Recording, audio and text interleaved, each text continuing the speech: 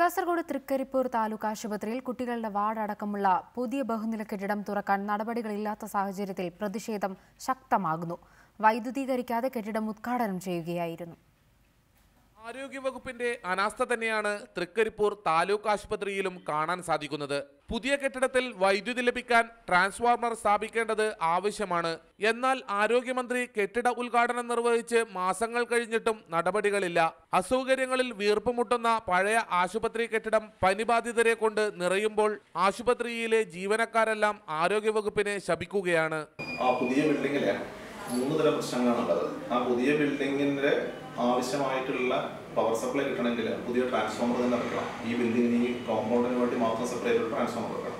ഈ ട്രാൻസ്ഫോമർ തിരഞ്ഞെടുത്തതാണ്. നമ്മൾ ഓൾറെഡി അതിന് വേണ്ടിയിട്ടുള്ള പൈസ അടച്ചിട്ടുണ്ട്. നമ്മളത് അടച്ച് അതിനുവേണ്ടി കാത്തിരിക്കുകയാണ്. പീഡിയാട്രിക് വാർഡ്, ഫാർമസി എന്നിവയടക്കമുള്ള ബഹുനില കെട്ടിടം 2 കോടിയോളം ചെലവഴിച്ചാണ് നിർമ്മിച്ചത്. പുതിയ കെട്ടിടത്തിൽ 60 പേരെ കിടത്തി ചികിത്സിക്കാനുള്ള സൗകര്യവുമുണ്ട്. 20 രോഗികളെ പ്രവേശിക്കാനുള്ള സൗകര്യം മാത്രമേ നിലവിൽ പ്രവർത്തിക്കുന്ന ആശുപത്രിയിലുള്ളൂ. റിപ്പോർട്ടർ, കാസർഗോഡ്.